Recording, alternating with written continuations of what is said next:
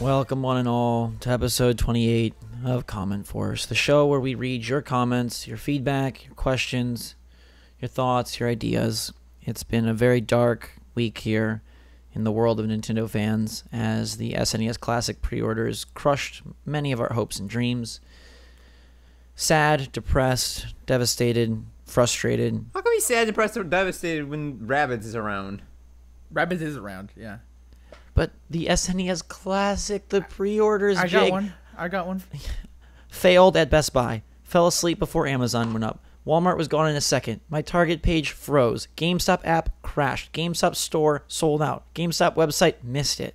Yeah, I was very frustrated, but I was up. Wow. I was up playing a Rabbids. Yeah, Gabe never sleeps, so Gabe knows everything. No, I didn't know it was going to happen, but I was checking Twitter because I was making some Rabbids videos, and I saw the Amazon pre-orders go up, and I snagged one. Congratulations. I'm jealous and mad. 5 a.m. is when those things went up. That's when Gabe was able to nab one. Gabe, you're basically becoming Nabbit. So much for the Toad feud. Now you're going to have a feud with Nabbit for the best nabber. You snooze, you lose, literally. That's basically what happened. We have not been snoozing really at all this week. So much has been happening in the games world. So much has been going on. There was Gamescom. There was Mario plus Rabbids review code. And there was, of course, all of you lovelies out there. So thanks for all of your comments, questions, feedback, and stuff throughout the week. We're going to read some of them. Don't forget to keep all of that stuff coming because that's how you get on the show. Today, we have a smorgasbord of comments that range through a variety of topics. I'm going to start it off with one from Wario Land Gold Pyramid who says, Spa Side, not Seaside. The Spa Side Kingdom, not Seaside. And there were at least 30, 40 comments about this on the Mario footage video that we made because at Gamescom they live streamed some new Luncheon Kingdom footage, and they also unintentionally or intentionally or whatever revealed the Seaside Kingdom. Now, Jake, I'm gonna let you handle this one, but it's definitely Seaside, right? Yeah, when you see it in motion, it's a very short glimpse that you have to kind of just tick your way through the frames, but it's definitely Seaside. It's not Spy Side. There's like a topographical like outline indicator behind the E, so it kind of blends and makes the bottom of the E look like it's not there. So it could be Spy Side Kingdom. Maybe it is. Maybe that's what it really is. And Mario is just gonna go get a towel wrapped around his head and sit in a robe all day and have cucumbers over his eyes. That's his outfit: cucumbers and towel head.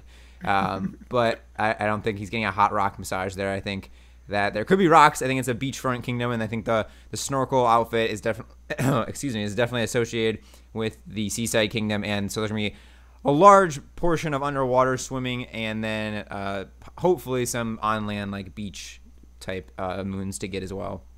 Yeah, I think it's definitely Seaside.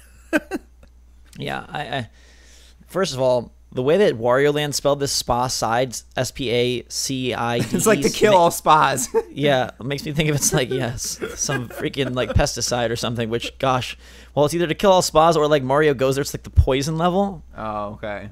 I'd be all about a poison swamp. Poison level would be cool, although there's poison piranha plants in the Wooded Kingdom. But Yes. Moving on to William Morrison. He says, hey guys, love your content. I have a couple questions for y'all. Gabe, it's you. 1, would you guys want a Kirby Air Ride 2? And 2, what do you think the new Yoshi game will be like? More Woolly World or more like Yoshi's Island? All right, so let's tackle the first question. You guys ever played Kirby Air Ride? Yeah, I did once in a Target when I was like very young, and that was it. I'm not the biggest fan. I would much prefer a Diddy Kong Racing before we get Kirby's Air Ride. Yeah. Same. I've played Kirby Air Ride, but yeah, I'm more into Diddy Kong. Yeah. Right. Plus, we know we're getting the new Kirby game that is not that. So the likelihood that this comes, whatever. Need Super Kremlin Kart. Yes. Dude, don't even get me on freaking Donkey Kong Country tangents. I was thinking about King K. Rool Joy-Con today. It's a very dangerous hobby for me, this Joy-Con obsession. But number 2, I mean, we know that it's going to be more like Woolly World. Yeah, it's Woolly World. Like it's. I don't think it's like Yoshi's Island at all. It's not like Yoshi's Island at all. But what I did want to go ahead. No, go ahead. I was gonna say, like, it doesn't, have Baby Mario or anything like that, but you are throwing eggs, and like you can throw them 3-dimensionally, which is cool to knock over like different like cardboard cutouts and things and find the Shy Guys and stuff like that. So I mean, it has like elements of different games. I was going to just ask you guys, which style of Yoshi do you prefer? The old Yoshi's Island, as well as then the handheld follow-ups, or the new kind of... Nintendo has used Kirby and Yoshi for experimental gameplay with Kirby's Epic Yarn, Yoshi's Woolly World, the most recent Kirby, which I always blank on the title, Kirby... Blowout Blast, that one? No, I don't remember either. It's the Wii U game, because they're Kirby and the Rainbow Curse, which I really liked. Use the stylus, like it's required stylus gameplay, sort of like Canvas Curse on the DS. They've always used these franchise, or lately, I guess, used these franchise for much more experimental gameplay.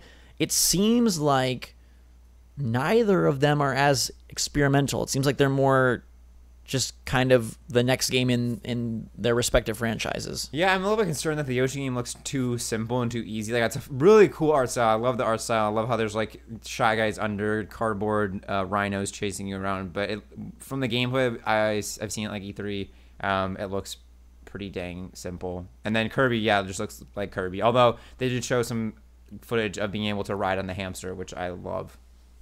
Yeah, and that is good. The inclusion of rideables, of animal pals again. I will say that both Kirby and the Rainbow Curse and Yoshi's Woolly World were simple on the surface just to complete, but they were deceptively difficult if you were going for all the collectibles, and that's how I played them, and I found that to be very fun, because then you kind of got to see the real strengths of the game, as well as the great design that the developers put in to make things tricky or interesting, or like some of the unique mechanics. So I definitely like that they were experimental. I think that Yoshi's Island is a fun game, but I'd rather just play Super Mario World on Virtual Console and give us something more experimental. So I like Yoshi's Island though. Yeah, Yoshi's Gabe, Island. what about you? I'm old, so I always like the more traditional stuff, but I also don't mind the newer, more experimental things. Like honestly, either or is fine with me. I trust Nintendo and their decision making for the most part. I don't know, when it comes to games, not when it comes to releasing hardware, because none of us except me can get an SNES.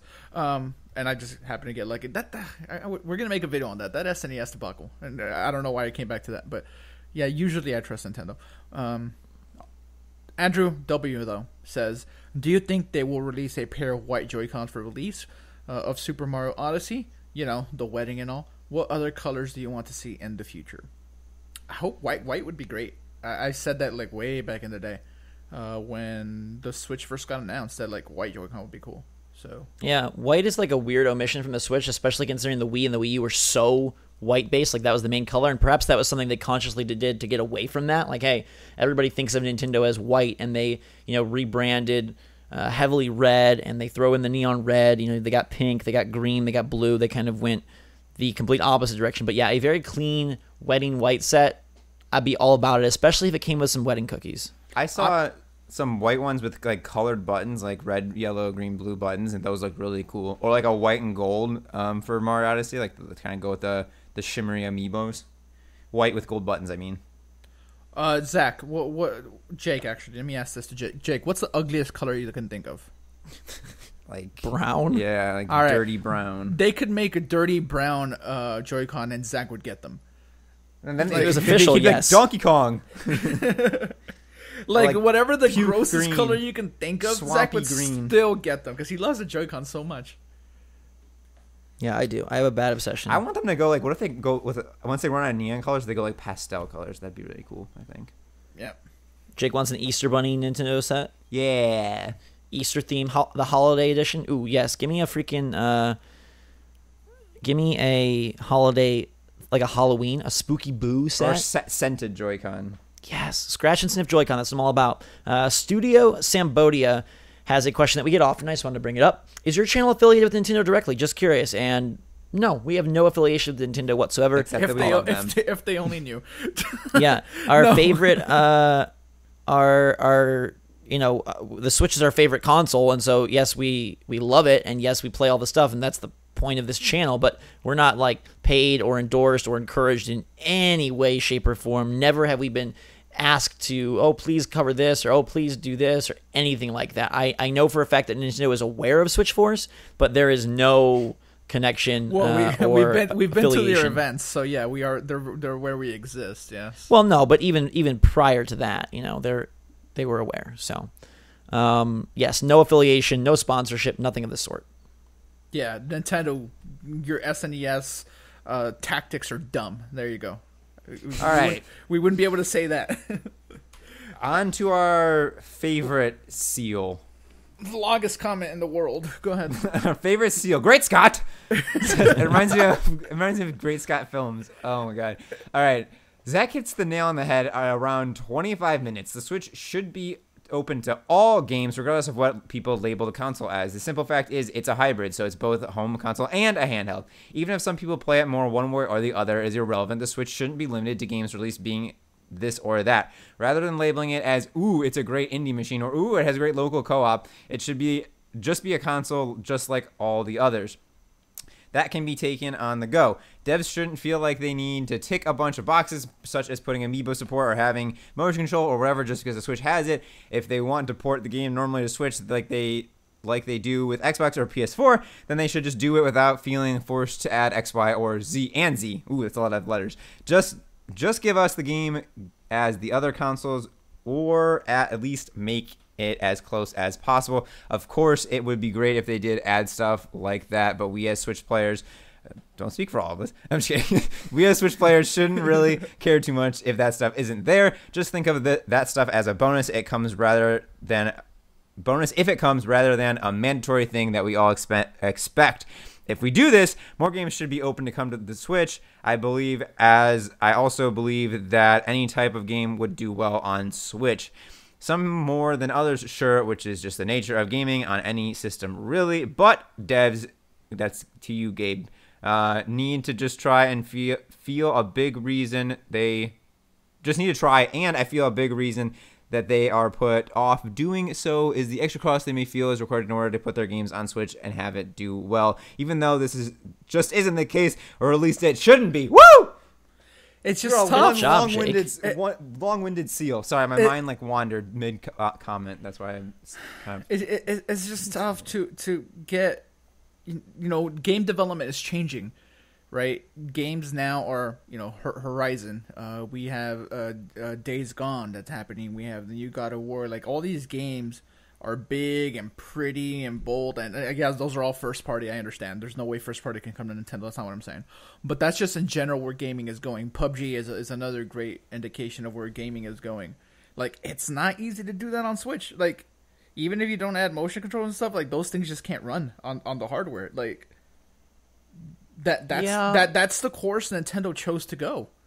When they said, hey, we're not chasing power parity in any way, we're doing portability, which I support. I love the Switch. It is my favorite console. My PC isn't a console, but of my actual gaming console, it is my favorite one. I think the most interesting point that Great Scott brings up here is the part where he says that he wishes developers didn't feel like they had to forcefully add feature X, Y, and Z, and that's sort of been the MO with Nintendo, right? Like, oh, the DS, we gotta add some dual screen functionality. Oh, the Wii U, some gamepad functionality. Oh, the Wii, some motion control functionality. Oh, the Switch, some, whatever. And I think the Switch, even though it does have a gimmick, the gimmick is so much more mundane than anything that they've done in the last decade.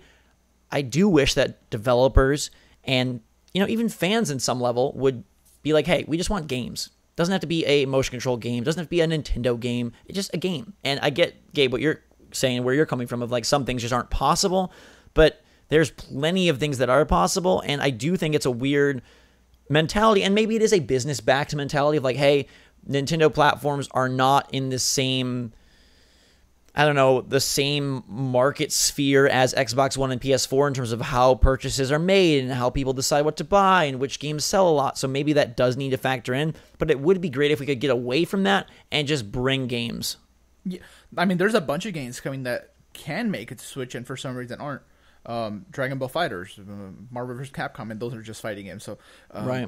I mean, trying to think of anything else. South Park could fit well on Switch, and that I'm sure the Switch could handle that. So, yeah, it's not always powered, but I think 9 times out of 10 it is. Like, Battlefront 2 not coming to Switch has nothing to do with them. Like, not wanting to add motion control. Like that I don't think that's what it is, and I don't think it would cost that much. It's just that the Switch can't run Battlefront 2. Right. As far as we know, in the capacity that it runs on PS4 and Xbox One and all that. Yeah, well, it's a DICE game, so it's using Frostbite. They couldn't get Frostbite going for FIFA on Switch, so they would have to just hire another company to make a GIMP version of Battlefront 2. Like, I don't know if that's what Nintendo fans would want. Do you remember, years ago, there was a Wii version of Call of Duty. There was like a Wii version of all this stuff that didn't. But I think that's what Great Scott is getting at is like. Okay, yeah, in those examples they didn't do as well, maybe just because of where the base was, but I feel like the Switch audience is far more hardcore than the Wii or the Wii U audience, and we don't need a version. Like, I remember the just disastrous all-play sports games that EA brought. Like, we don't need that. And I think FIFA 18 is a great example of, like, look, that thing runs 1080 60 docked. It doesn't have the complete feature list, which is a bummer, but it has a majority of it, and it'll be the first time that something of that caliber is on a Nintendo platform and on a Nintendo or any portable platform. I think that's such a good example, and if NBA 2K18 can do the same and have at least close feature set and close performance, it's going to be big. And if those games do well, those two in particular, hopefully we see more of this in 2018. And I do think that 2017 is an anomaly. It's a beta year. Yeah, so I don't think this is something that continues. I think that we can trust that there's going to be a whole lot more, but I do hope that they go the route of bring games versus Switchify the games that they already have. I just wonder, like, if Nintendo or we as Switch players even want, like, every game flooded onto the Switch. Like, if there was Battlefront and there was Call of Duty on the Switch, would that then diminish the splendor and audience of Splatoon 2, say, or something like that? And would having Horizon-type games or Days Gone-type games or whatever single-player experiences on the Switch, would that take away from Mario and Zelda, and those games wouldn't get as much playtime from players, they wouldn't get as much media attention and coverage, they wouldn't get as much, like, DLC and updates? But I guess the question is, why does Nintendo have to think that way but nobody else? Because you don't see Sony saying, like, oh, we're putting out God of War, so we don't want But Sony isn't saying, hey, we want Mario on our system. Please bring over your first-party exclusives to our system, too. Well, we're not wanting any first-party games whatsoever. Okay, That's sure. impossible, right? So I'm just advocating for, like... Destiny, Overwatch, like things like that. Yeah. Overwatch is way more likely than Destiny, but, I think that's what they're talking about. They're talking about the big third-party releases or I don't know. To me, I feel like it's okay that not everything has everything, but that's just my opinion. I guess the difference is, why is Nintendo the odd one out? Because they chose. They always want to be the odd one out. They chose this, Zach. They decided to go underpowered. They decided to go portable. Like that was their decision, and it's not a bad decision. I love this thing. It's my favorite console. So it's not a bad thing. Like, it's just Nintendo always has stood out though. Like, no other console has a freaking theme park being made about them. Like, of their course, whole, yeah. IP Their and the whole Nintendo games, universe is totally different than Sony or Microsoft or PC. I think the Switch, we're so accustomed to saying Nintendo is like the trendsetter and the unique one, and the Switch, outside of the hybrid nature, is just a system. Sure, it just has, like Gabe has been saying, it has certain things that they focus on, like motion control and portability, and because of that, they had to give up some things like power. Yeah, I mean, it's a trade-off, and it's a trade-off that Nintendo knew about. Like, it's not like Nintendo said, oh, let's make a way underpowered system, and people are still going to make it. Like, they know that the amount of games coming to the Switch is going to be less than the other ones. Like, that's just the way it's going to go. But if they can make the games quality and whatever they do bring, and if they make the experiences unique, like Ubisoft made a Mario Rabbids game. Like, that's not going to exist on any other console, and that's a unique experience that did come from a third party. So if we can keep having stuff like that, I'm happy. Yeah, I mean, as we approach 10 million, 15 million units sold, companies will be foolish not to put things on there. And I just hope that they this time go the route of treating it like a multi-platform title versus a Nintendo-ified specific version. Final Fantasy, that's a good example. Recently got announced that it's coming to Switch, Final Fantasy 15. I don't Not think announced, teased. No, the guy said it's coming. No, he said it's coming to a console or similar to Twitch. That rhymes with Twitch. I don't know what other console you have that rhymes with Twitch, but I only have one. I know. Let's just be clear. It's not an announcement. Sure. The tease. It's Final Fantasy 15 is coming to Switch in some manner. I'm gonna be so disappointed if it's the mobile version, like the one that's a port of the It's got to be. Pocket Edition is what it's gonna be. Well, Pocket Edition is they made mention that's for phones and tablets. They didn't mention, so it's gonna really be not good. I mean, I don't know if the game's good. The game might be great. Who knows? I'm just saying it's not good if the Switch gets the Pocket Edition instead of the other one. When the other one's hard, it's hard to put on the Switch. But I don't know. I mean, there's no clarity on any of it. Like they didn't say Pocket Edition's coming to Switch. Yeah. Well, we'll just have to see. I think 2018 is going to be telling, and hopefully the two sports games we mentioned, FIFA and NBA, show that the system can support quote unquote normal titles. Yeah, we talked about this for a very long time. Good topic. Julio Brazil says the real problem with the Switch is the hard time people have labeling it. In my opinion, it is not the best handheld ever, or the indie machine, or the party machine. It is the most versatile gaming console ever. Period. It can be whatever you want. It's not a home console. It is not a home console that can go portable. It is not a handheld that can be plugged into a TV. It is everything and more. Long live the Switch. Well, it's not a graphical powerhouse. It can't be everything. Is my only point, but I agree. It's everything and more. I've been saying it since the beginning. It's not any label. It's the Switch. That's the whole point. It's called the Switch because it can switch. Yeah, I don't necessarily care to label it anyway. When I travel, I play handheld. I mean, when I'm home, I play docked. It is both. I don't see where we got to pick one. Yeah, I don't think you definitely need to pick one at all, and I think that's just where, again, like, you don't go and categorize like, ooh, the PS4 is the online, and the Xbox One is or I guess it would be like the PS4 is the single player first party machine, and Xbox is like the online, multi. Like, no one says that. So trying to look and find this label and trying to justify the Switch's existence via a specific niche for it just feels weird, and I don't want to do it. Then let's not. Let's not do it. Let's go to the next comment. D's Game says, give me Viva Pinata 1 and 2 ports, or maybe the creators of Yooka-Laylee could make a new one. Dude, I know that you can't. They can't because of Rare, but if Nintendo could do something similar, like a freaking, like, give us a Pikmin garden game, like, go all the way, Shigeru, and give us, like, a Viva Pinata, but Nintendo-ified. Like, you can put a little Mario statue in your garden, you can put a little Chain Chomp to eat away the bugs. Viva Pinata would be phenomenal on a portable. Yeah, that would be really cool.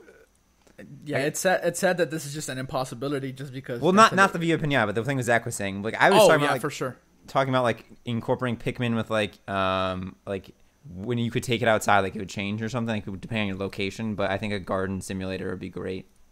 Yeah, I don't know, Jake. I remember when we first got Viva Pinata 2, and me and you had a podcast like when we were small little fries, and we talked about Viva Pinata 2. Like, such a great game. You can spend hours and hours, and before you know it, 10 hours are up, and you're just like, whoa, this is crazy. And then I stopped playing it right after we talked about it. And then you stopped playing it right after we talked about it. Wait, would you play Farming Simulator on Switch? No! I don't think it has the charm of Viva Pinata, to be honest. I'm just saying, Jake just really sounds like he wants to be a farmer. No, I did not say that. I will play Stardew Valley. Yeah, okay. That's happening at some point. That's in testing. I'll be all about that. All right, Mick Muhammad says, Nintendo made a poor decision choice by not giving the Switch a camera. So at this point, I feel that Nintendo could capitalize on their mistake by releasing a much anticipated Switch Boy camera or Switch Boy printer. I don't know why it's Switch Boy, but Switch Boy like printer. Game Boy? Oh, while they're at it, they might as well give us the Switch Boy color to expand the palette and graphical capabilities of the Switch. What the heck would you do with a camera on the Switch? Yeah, like, why would anybody want a camera on this thing? It's a Polaroid machine, too. It's not a smartphone, it's a gaming system. No, man. You probably... this is probably the type of person that takes pictures with their iPad. No. No, I don't mean to sound mean, Muhammad, like... Shout out to you, but... The Switch has an internal camera. You can take screenshots of the games. And we don't do that over here. I do think a lot of people are always looking for, like, what's going to be the next thing, since Nintendo is such an iterative company. And so, I thought this was just interesting of, like, bringing up some other ideas besides, like, an XL or a Mini. Like, could they do things that add features? Sort of how, like, they came out with that really kind of gawky, awkward Circle Pad Pro for the 3DS and things of that nature. No. Do you think that we get any attachment like that for The Switch only has the USB-C port on it, so it's like you can attach one thing to the bottom. Yeah. Frankly, I think the Switch is fine. I know people wish that the Joy-Con had a true D-pad, but like, why? It's just buttons. Leave it alone. Get better at gaming if you can't handle it. No. We need a better D-pad. Why? Gabe, really, you're like having trouble pushing the buttons? Well, I'm not playing with the Joy-Con very often. Okay, but still, even when you do play, yeah, playing Sonic with that D-pad is not good. All right, whatever. I think you're just a D-pad snob. Gabe the D-pad snob. Maybe. Speaking of not D-pad snob or Gabe, just continuing on. Yellow. The worst transition I've ever heard. Yellow Toad animations. Oh God, you pesky toad! Man, I want to say something about toads that I can't say because I'm embargo. All right, Yellow Toad animation says now for a serious comment. Although this probably won't get into CommentForce. Joke's on you. I am really fed up with people saying we want Smash now and we want to have a biggish game every month in 2018. The Switch needs something going for it in 2020, and I would rather have them spread out than all close together, so I can buy all the games instead of having to pick between Mario Odyssey, Pokken, and Kingdom Battle. They are advocating, don't give us a Smash port, give us a new Smash game a couple years from now instead of, just a Smash port now. Because there's plenty to play now in Mario Odyssey, Pokken, and Kingdom Battle. I agree. Kingdom Battle, man. Good game. So that's an interesting comment of like, Nintendo has limited number of franchises, and as we've seen in the past, can I say something? Even some other franchises are just those same other franchises just put together. Like if you want to call Mario Kart like being a franchise, that's just all the other franchises kind of together in racing. And same with Smash. Like it's like barely a separate franchise, but yeah, go ahead. Sure. I guess the dealio is like, if there's going to be one, Smash Bros on the Switch and one Mario game and one, do we want them to blow everything right away, or do we want them to pace this out? And I think 2017, again, going back to the earlier comment, is just kind of an anomaly because it's a beta year. People weren't very trusting of Nintendo, weren't very sure how this thing would do. And I do wonder, like, do you think in 2018 Nintendo pulls back a bit from this big game every month? Do you think that they know obviously a lot more than we do about their release calendar and their partnerships with third parties? Do you think that they pull back from this if third parties do start to like come on board more? They have to. They can't to put the focus on those games. Yeah, like you said, they have a limited amount of franchises. There's 12 months next year. They can't put out a game every month and then expect to do the same thing the following year, unless it's going to be like a really short life cycle, like 3-4 years, a more traditional console life cycle. Do we foresee that? I mean, 2020 would be 3 years. I can't imagine Nintendo having something new by then. No, maybe 2021. I can see maybe 4 years, and then you come with a Switch 2 because the Switch has done so well. But then you make the next Switch just it can play 4K if you dock it, and it's 1080p handheld. I can see that. Like it would be like a iteration, but it wouldn't be like a brand new console. I mean, it would be like hardware wise, but the idea would stay the same. You know what I mean? And then that would give them an opportunity to, start making. Well, that would definitely bring third party back. You could definitely get like Assassin's Creed, whatever it happens. What if it's more powerful? Yeah, like it. Yeah. I think a lot of it probably also depends on when does Xbox 2 and PS5 come, and what do those look like? Because look, if PS5 gets announced, say 2019 or next year for 2019, then man, the Switch is going to be looking even more, as you say, underpowered. I mean, One X comes out in the fall, and that's 6 teraflops, so. And somehow that thing is selling incredibly well pre-order wise. Yeah, so there's a clamoring for it. I think with that, and not to just turn this into an Xbox conversation, I think with that is just the tagline, the most powerful console in the world. Like that alone just gets a lot of people wanting to jump on, even though there's no games. Check it out. Yeah. Yeah. So with Nintendo. Yeah, it's not as powerful, but there's a ton of games. I think hands down, Nintendo has the best first-party lineup this year. Like that's without question. They have Zelda, they have Mario, they have Mario Rabbids. It's not first-party, but we'll throw that in there. Xenoblade, Fire Emblem, like they have a lot of stuff. Snipper Clips, shout out to you. Arms, Splatoon. Yeah, Armored Splatoon 2, and Xbox has Forza and Cuphead. I mean, next year that could change if Sony is able to drop Detroit, Days Gone, God of War, and Spidey. Yeah, but next year isn't this year. I said this year. Yeah. I don't think that Nintendo has a strong, like, not this strong next year. Like, it's impossible. Like, you already put out a Zelda and a Mario game, so that already just takes away two, like, huge hits for next year. I don't know why. I think next year we get a Star Fox game. Like, No. Metroid Prime 4. Hopefully, if it's ready. I mean, I don't know how close they are. So Nintendo has done a nice job of not delaying things, so I like that. With the Switch, at least. Yeah, but they didn't put a date on. They didn't say 2018 for Metroid 4. No. I just mean, like, it's not like, oh, Fire Emblem Warriors slipped. Oh, Mario Odyssey slipped. Oh, Mario plus Rabbit. It's not Nintendo's fault, but Wargroove slipped. Like, that has nothing to do with Nintendo whatsoever. Right, But, yeah. I'm talking about the big N. God Bless Texas Epstein says, after being highly critical when I first heard about Mario plus Rabbids Kingdom Battle, this might end up as my favorite Nintendo Switch game thus far. It's not that the other ones have been bad, but that this one just looks that good. Looks like it'll be a blast. And I think we can say that, I don't know if it's the best Switch game, but it definitely is one of the most creative. And I was thinking about this last night. It's the first time Mario, besides Mario Kart, I guess, which is a port, the first, like, new Mario thing on Switch, which is cool. Yeah, for sure. I can't talk about much about the game because I'm close to finishing it, and I don't want to, like, accidentally say things that'll break embargo. But I can say, based on the first two worlds, really, really fun. I've said that before. I think the game is genuinely, like, good. Like, it really is. It isn't XCOM. Like, there's no permadeaths or whatever. But for fans of the genre of tactical RPGs like this, turn-based stuff. It's a really, really fun time, and it's not as short as you might think it is. It's also not as long as I make it out to be, just because I'm playing in a weird way to capture stuff.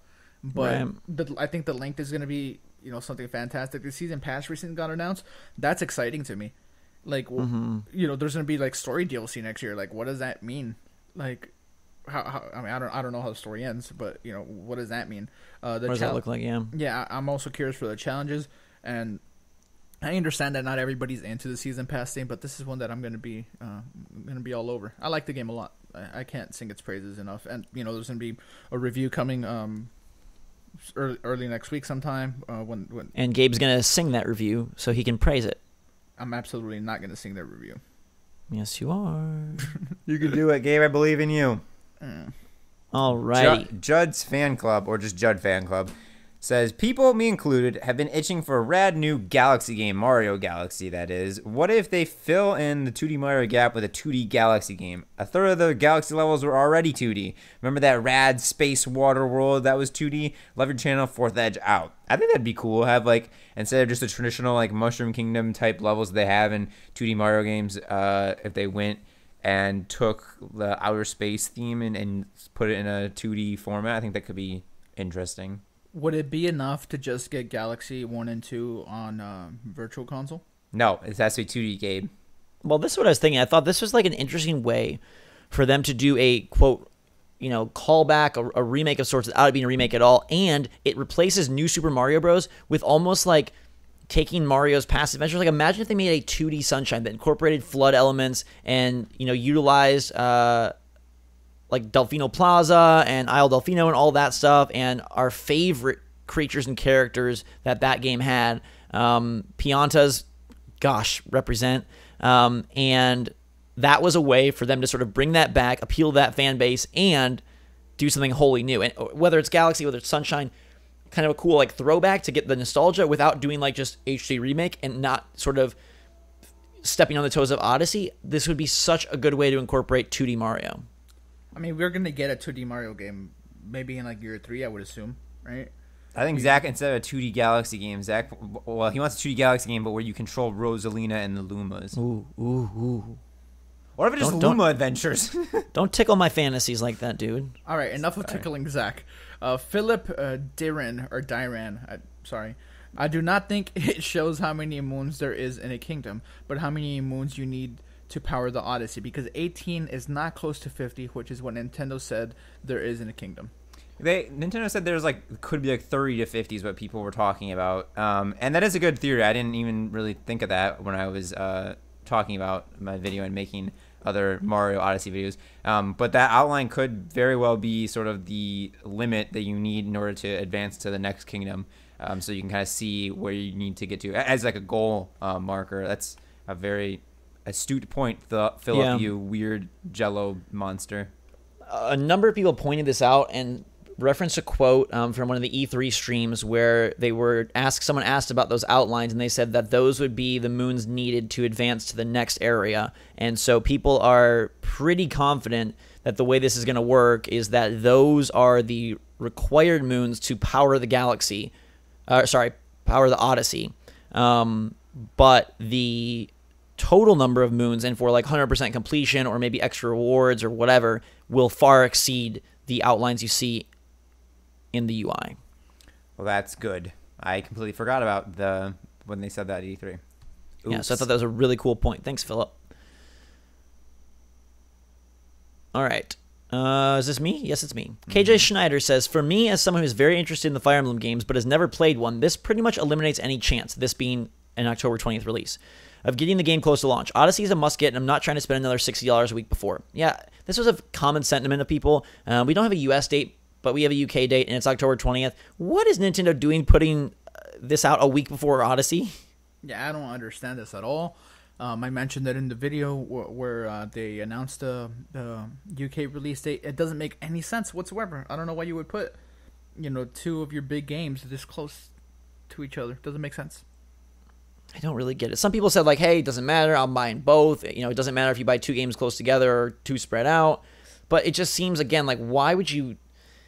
And again, it's one thing if it's like, oh, we put out Mario close to NBA 2K18, totally different companies, totally different publishers, we don't care. But the fact of, like, two Nintendo games, I don't know. I mean, the only thing I could think is, are they sort of, like, implicitly saying that the 3DS version is where they think the sales are going to go? And, like, hey, this is like a 3DS bone for people who don't have a Switch for Odyssey? But even then, 3DS people just got, at this point, if it's October 20th, they just got Samus Returns the month before. Why do you... Right, well, they're going to get Pokemon in November, so it's like, do you have to put it out sometime in October? Yeah, I don't know. I suppose, maybe. But, yeah, it doesn't make all the sense in the world to me. The thing that people are saying, the audiences are so different. That's the only common sentiment I see, which I guess. Right. But Mario's just kind of so universal that it's in everybody's audience. Yes. Memory Man 3. I like this comment a lot. Is Daisy. And we already know it's a good comment before we even read it. DLC 3 will hopefully have Princess Daisy as a playable character and a Daisy Rabbid.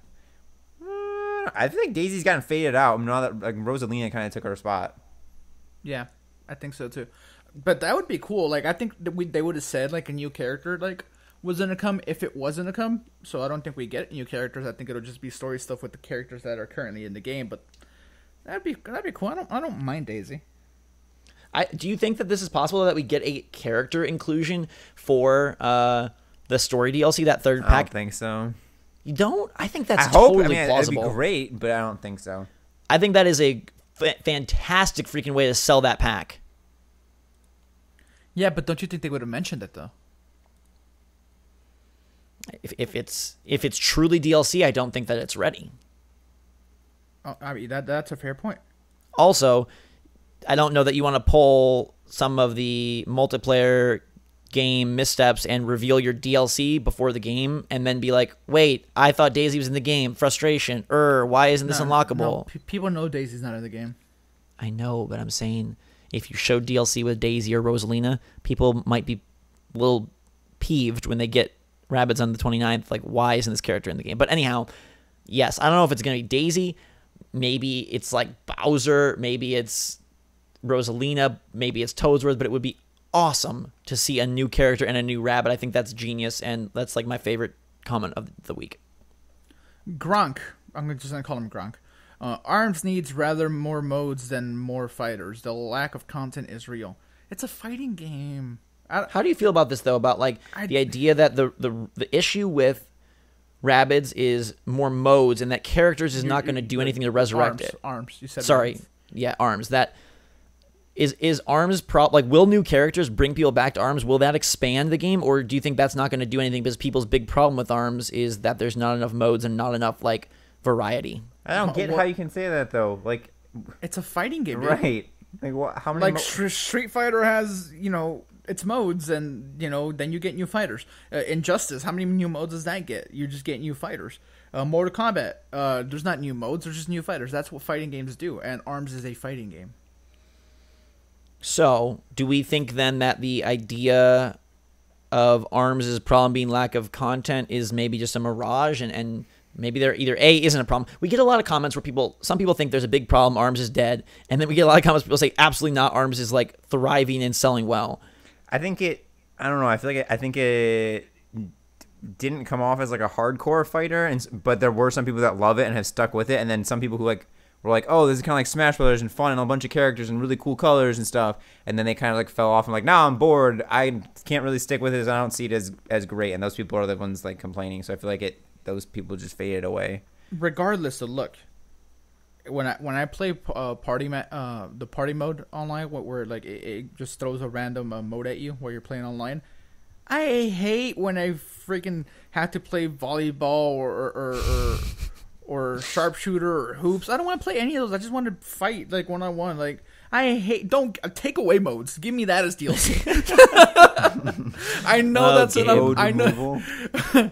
you're always the oddball here. I know that's an unpopular opinion, but you guys know that the one-on-one fights are the best thing in ARMS, right? Like, for you guys, it's the most fun. Zach, yes, no? Yeah, absolutely. So why do you want more modes that no one wants to play? Like, right now, no one wants to play volleyball. It's a unique point, but it sure is a point, right? I don't know. Maybe I'm crazy. But we know that. More characters. Maybe 2 characters instead of 1 per update. That'll be cool. Yeah, I was also surprised. Like, Splatoon does a really nice job being like, update in 2 days, update tonight, and then they're like, ARMS next month. Yeah. I wish Lollipop would have dropped over Gamescom. But speaking of Lollipop, Jackson Cruz says Lollipop inflation is just ... Be careful on DeviantArt. People are predicting a very unique DeviantArt fan art community for Lollipop because of inflation. It already happened. Yes, so please be careful out there. Watch out for inflatable body parts and other things that people design. It is interesting that for how family freaking friendly Nintendo is, they seem to attract just a unique breed of artists. I do not wish to comment any further on that topic.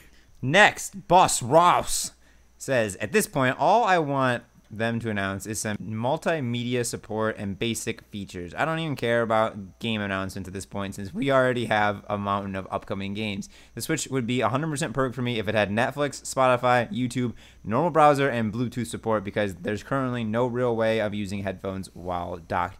I don't understand this sentiment. You bought the Switch to play games and you have a smartphone most likely, so why don't you use your smartphone for everything else and use your Switch for games? But I understand some of the quality of life improvements that people want, but I don't know. I just don't get why some people are so like. I think, Jake. Honestly, I don't think it even matters about using it. I think it really boils down to parity and the sense, the feeling that the Switch is providing a full experience. And for people, even if they do not use it, that this idea that hey, I can have this system and it's going to give me a comparable feature set to what is going on with. And people need to psychologically get over it. Okay, well, I'm just saying, I honestly think this is why I believe this is going to happen before the holidays. I think that Nintendo knows this is something that affects people for whatever reason. No. Oh, okay. I believe. Wait, it affects them in their mind. It doesn't affect them in real time. Of course not.